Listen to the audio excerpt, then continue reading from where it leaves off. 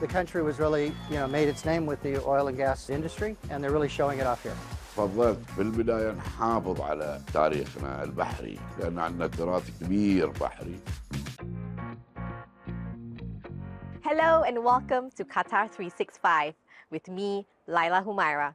On this episode, we dive into how water is a central part of Qatari life, whether it's luxury living by the sea or the country's rich maritime heritage that's been steering its strong and steady growth.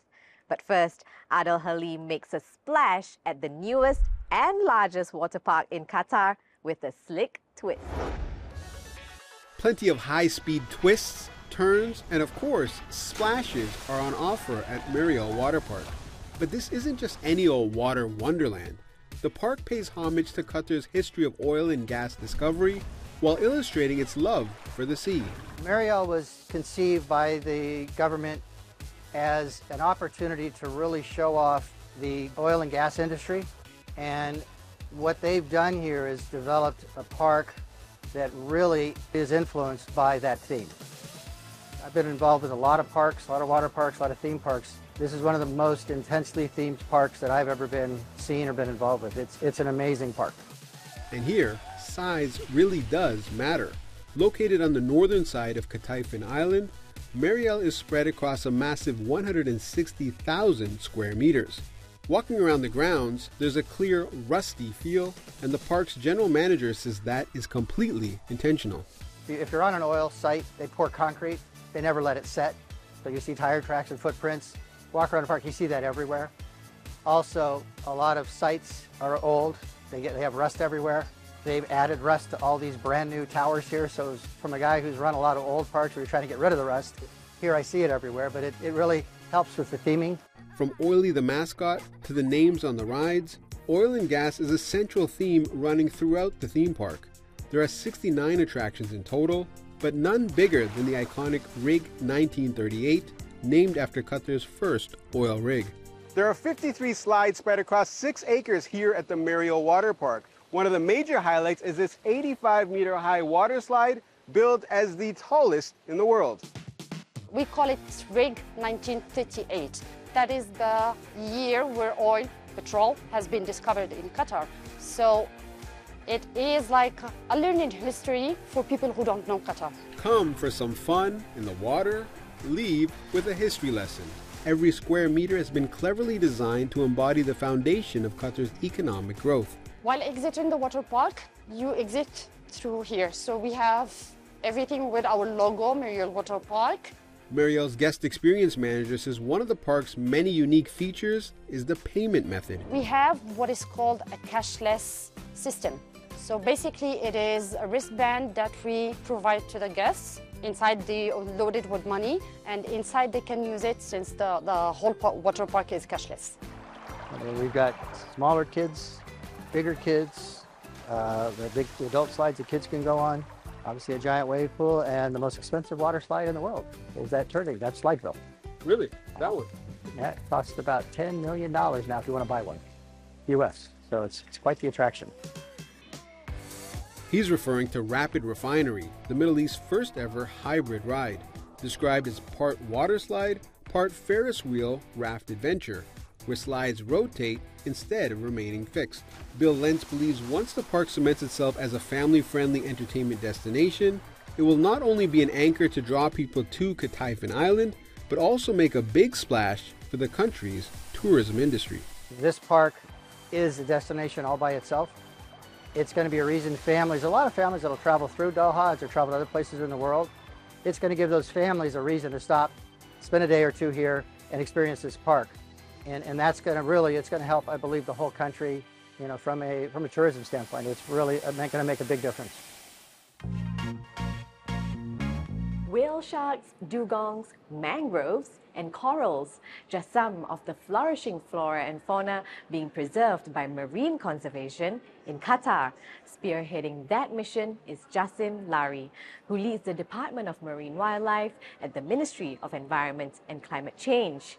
And I caught up with him here at the National Museum of Qatar to find out how his passion for nature turned into a lifelong professional pursuit. Jasim, firstly, can you explain what biodiversity means within the context of Qatar's ecological landscape? In terms of Qatar, of course, biodiversity means simply, in like simple words, all forms of life, micro and macro, flora and fauna.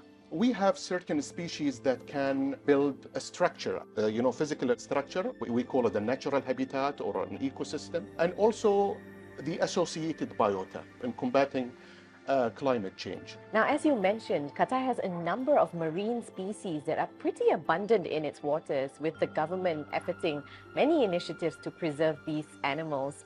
Can you tell us why these animals are so special to Qatar? Qatar, located in a subtropical region, so we have a high species richness, but in terms of abundance, maybe it's not quite so. Although there are some exceptions, like the whale shark, whale shark in Qatar. Whale sharks, they aggregate in the northeast, and their number can reach up to 600, which is the largest aggregation in the world.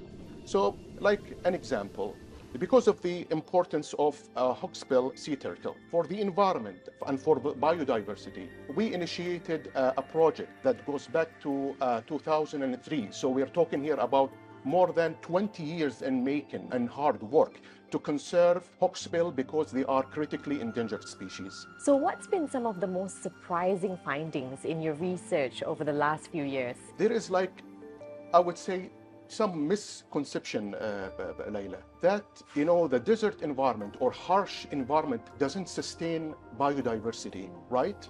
It's true, maybe it won't be as, in terms of abundance, similar to tropical, for example, right? But what has amazed me, really, the species richness in Qatar, in the marine environment. We have different families of corals, different species of seagrasses, right? More than 20 species of seabirds, more than 60 species of cartilaginous, fishes, 33 species of sharks. I mean, look at this number, so I've been really amazed of the species richness we have within, the state of Qatar. With more than 560 kilometers of shoreline and serene turquoise waters, Qatar has long been called the Pearl of the Arabian Peninsula. It was from those shores that these magnificent dhow boats sailed for centuries. And while ship designs have rapidly modernized, the country is preserving the art of dhow making to keep the tradition alive. I got to learn more about these special boats that have steered and shaped Qatar's cultural and economic identity over the years. فضلت في البداية نحافظ على تاريخنا البحري لأن عندنا تراث كبير بحري. Ahmed Jasim Al-Sayekh has always been fascinated with dhow boats. It began when he was 14 years old, living close to the shore and surrounded by shipbuilders and seafarers. He's been designing dhows for nearly 3 decades now, but the significance of the ships goes back centuries. السفن القديمة الخليجية كانت مهمة كثير للشعب القطري لأنها هي كانت رزقهم كانوا يعملون عليه يصيدوا السمك يغوصوا على اللؤلؤ يسافروا فيها من منطقة إلى منطقة. Today, dozens of these boats are still sailing, sprinkled across Qatar's waters, embracing a new life. Instead of pearl diving, tourism has now become its main purpose. While the boats may all look similar to some, there are at least 5 types of dhow boats with slightly different features. Ahmed's workshop also makes miniature models of the boats for gifting and educating. The engineers that construct these dhow boats use centuries-old techniques passed down from generation to generation. Some modern methods of shipbuilding are still applied to improve productivity, but the completion of a dhow boat can take years. And while the work is laborious, all the effort goes into ensuring that the art of dhow making continues even as modernity thrives. اليوم العمال استخدم الدريل الكهربائي المجدح الكهربائي عشان نعمل ثقوب والآليات الكبيرة تساعدنا يعني في نقل الأوزان الثقيلة من الخشب. One particular traditional method that Ahmed still uses is the way he chooses the wood that forms the base of the boat.